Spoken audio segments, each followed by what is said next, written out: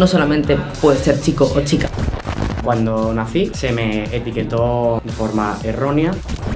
Nosotros no estamos engañando a nadie, al contrario, lo que estamos es contando nuestra verdad. Aquí, en Sexperiencias Podcast, celebramos el orgullo LGBTIQ+, contigo.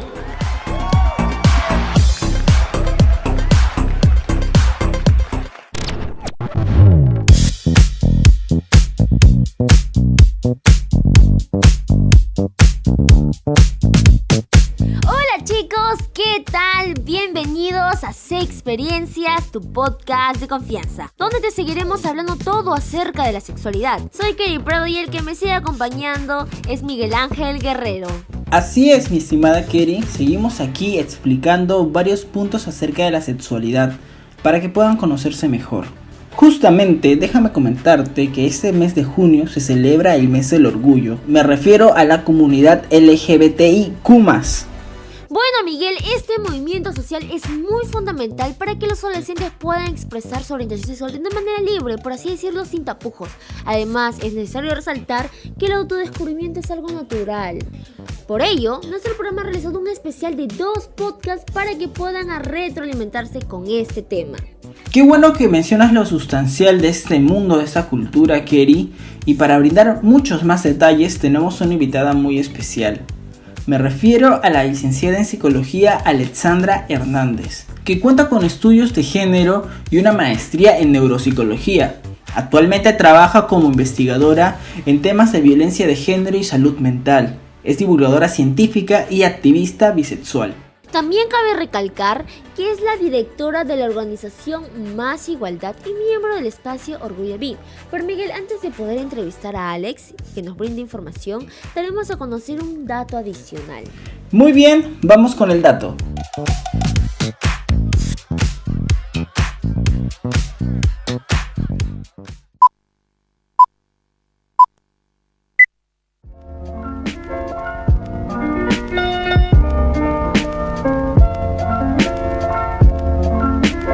¿Sabías que en 1990 la Asamblea General de la Organización Mundial de la Salud eliminó a la homosexualidad de la lista de enfermedades mentales? Y luego en 2018 hizo lo mismo con la transexualidad.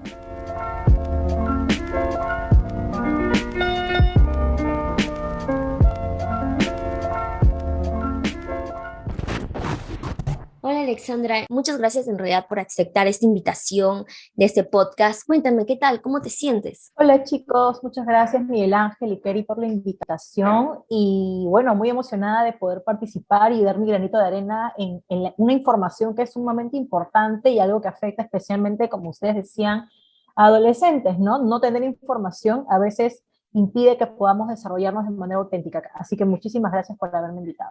Vamos a ir primero como que de a pasitos, para luego se puede decir correr, comenzando acerca de qué es lo que deberíamos entender nosotros, o bueno, los adolescentes, por la orientación sexual. La orientación sexual es la capacidad que tenemos todas las personas, ¿no? Todas las personas para poder sentir atracción, para poder sentir que alguien nos gusta, ¿no? Y esto empieza a desarrollarse, como bien lo has dicho, en la pubertad y adolescencia. Nos vamos dando cuenta que esos gustos a veces que hay cuando somos más chiquitos, ¿no? Pero ya en la pubertad y adolescencia empezamos a realmente darnos cuenta que hay personas que nos gustan más, ¿no? Personas que nos gustan menos. Es ahí donde al descubrir que tenemos esta capacidad de atracción, empezamos a darnos cuenta que de repente existe una orientación sexual que es como que la mayoritaria, prioritaria, entre comillas, o más que nada la que nos dicen que es la correcta, ¿no? Que es la heterosexualidad. O sea, si tú eres una mujer,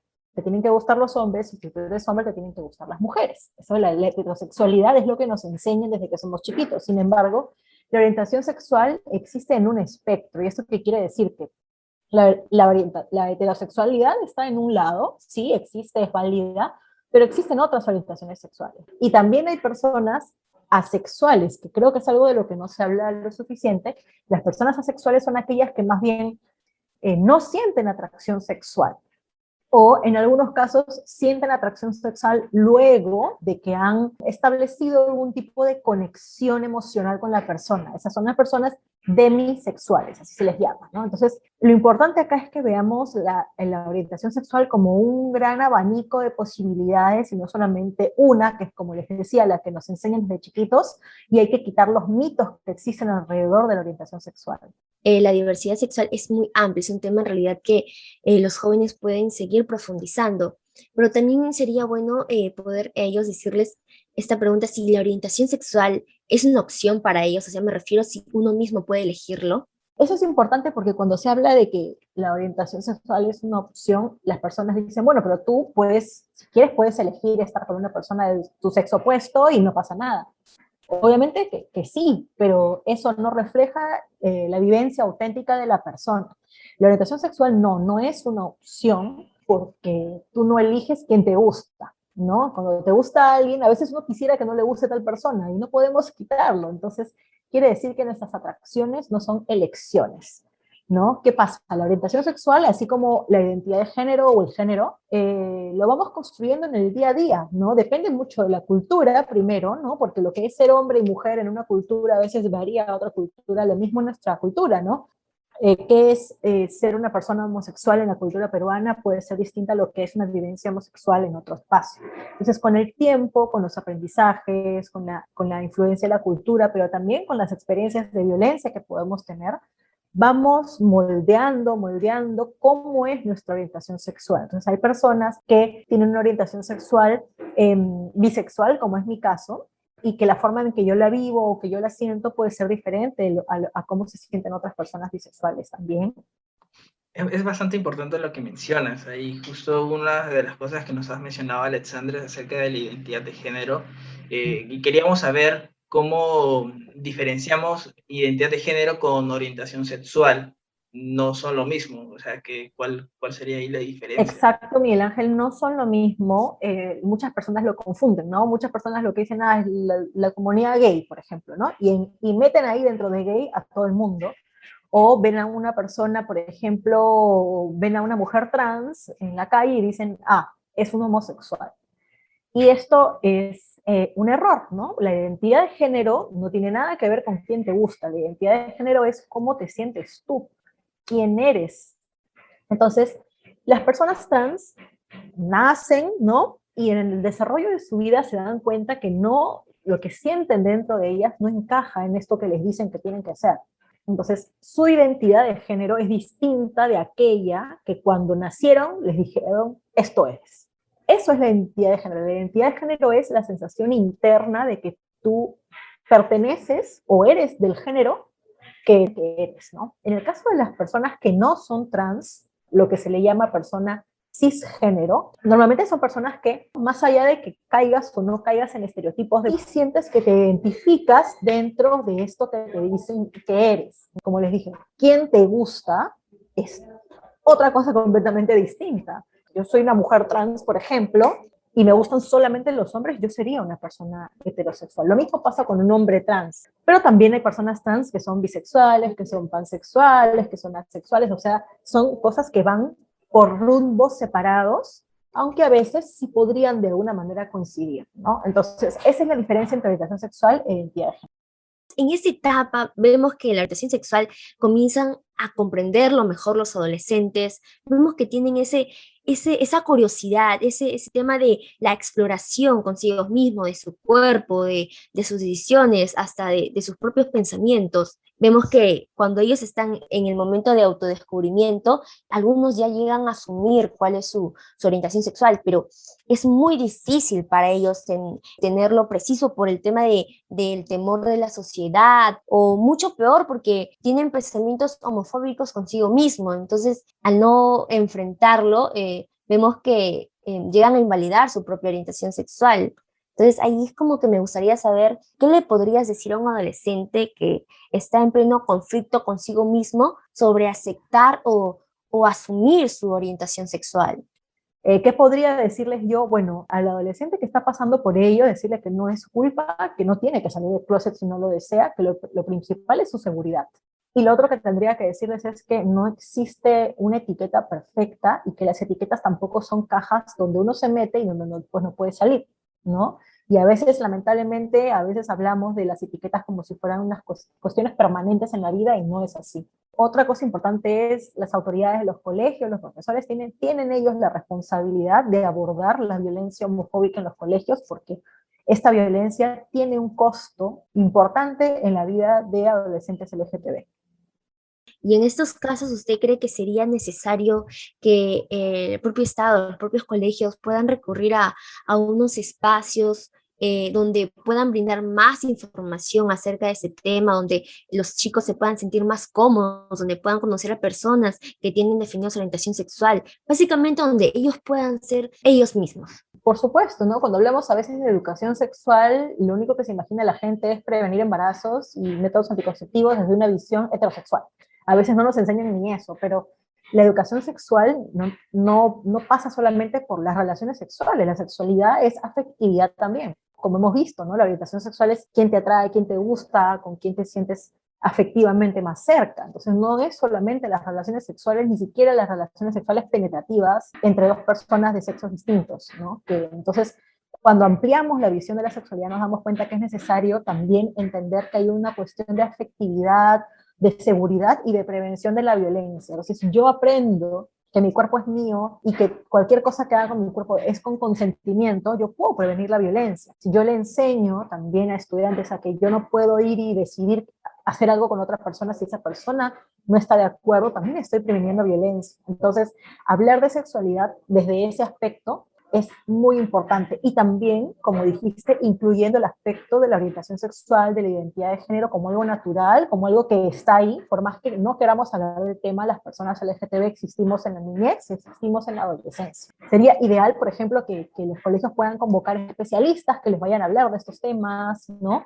O que los estudiantes puedan conocer, como tú dices, personas LGTB de diferentes identidades y conocer que esa realidad existe y que también es una realidad para ellos, ¿no? Porque a veces uno crece y no conoce a nadie y no sabe qué hacer y luego ya cuando estás en la universidad o creces, recién empiezas como que a abrirte al mundo y te das cuenta que todo eso que sentías cuando eras más joven era por algo, pero nadie te lo hablaba y mucho menos te lo hablaban con naturalidad. Cuando lo escuchamos, siempre lo escuchamos en bromas, en burlas, en violencia, en agresión, estereotipos. Entonces, obviamente uno no quiere pues ser nada de eso, hace sentir súper mal y eso se interioriza y generas, como tú decías, ¿no? Una homofobia internalizada, un rechazo a sí mismo y también puedes rechazar a otras personas, ¿no? Entonces creo que es muy importante, como tú dices, que se pueda hablar de esos temas en los colegios. Como que queremos llevar este mensaje de que estos temas se conversen más y más sobre todo en los adolescentes, que es donde empiezas a divagar y ver si yo ya mismo me acepto, estoy en el proceso de aceptarme, como que encontrar un lugar en donde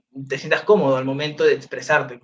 Y como mencionaste, Alex, a veces al no tener una información detallada acerca de la orientación sexual, uno lo descubre recién en la universidad. Personalmente puedo decir que lo descubrí en la universidad, pude sentirme de una forma más tranquila y conforme conmigo misma, porque sentía que era un tema tan tabú que ni siquiera podía tocarlo entre mi familia, pero la universidad sirvió muchísimo para poder aceptarme, poder liberarme, poder tener un concepto distinto acerca de la orientación sexual, y ahí es donde recurrimos mucho a la comunidad LGBTI, que ayudó bastante en este tema con sus marchas, ya sea con el tema de sus investigaciones, ¿sí o no, Miguel? Claro que sí, Kelly. Y acerca de la comunidad LGBTI, queríamos preguntarte cuál sería tu interpretación de la comunidad en nuestra sociedad. Sí, bueno, en la segunda encuesta nacional sobre derechos humanos, cuando se hace la pregunta de qué comunidad o qué grupo de personas crees que son las más discriminadas en nuestro país, el grupo que salió como más discriminado, aceptado por los propios peruanos que son homofóbicos, fue la comunidad LGTB, con más del 70% de personas consideraron que esa es la comunidad más discriminada. Creo que esa es la posición en la que estamos, ¿no? Nuestro país es un país donde existen muchas formas de opresión y discriminación, no solamente por orientación sexual e identidad de género, ¿no? El racismo es muy fuerte, el clasismo, vivimos en un espacio donde lamentablemente la política se ha encargado y los modelos económicos se han encargado también de generar mayores desigualdad, y eso lo estamos viendo también ahora, por ejemplo, en las elecciones, ¿no? Cómo está polarizado. Y dentro de esas discriminaciones y desigualdades, la desigualdad que sufren las personas LGTB es una de las más fuertes. cuáles son esas violencias, principalmente las violencias y discriminaciones en el espacio público, ¿no? Todavía hay muchas detenciones arbitrarias, digamos, las fuerzas del orden, la policía especialmente, pero también los serenos, ¿no? Expulsando personas LGTB que están de repente en el parque, qué sé yo, cuando eso es un derecho, ¿no? Y ya tenemos algunas ordenanzas que lo prohíben, pero igual sigue sucediendo. Otro es en la violencia en el hogar, la expulsión del hogar incluso de personas LGTB, adolescentes, especialmente trans. Otro es el acceso al trabajo, está casi vetado para personas trans. Literalmente las personas trans, la mayoría o están haciendo, o están desempleadas, o están en trabajos muy precarios, en algunos casos tienen que acceder al trabajo sexual, en el caso de las mujeres trans es más frecuente, o para poder conseguir trabajo no pueden vivir su identidad de género. Creo que todos los derechos, en general de los derechos fundamentales que tiene toda persona, las personas LGTB tienen dificultades para acceder a esos derechos.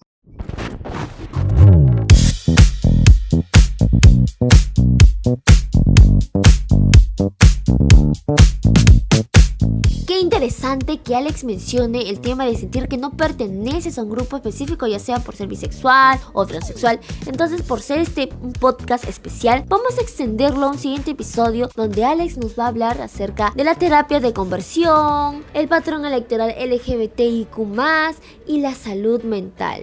Esta segunda parte sale al toque nomás el día de mañana, así que estén atentos a nuestro Spotify y YouTube para que puedas verlo. Recuerda seguirnos en nuestras redes sociales como Instagram y TikTok como @Sexperienciaspodcast. Nos vemos.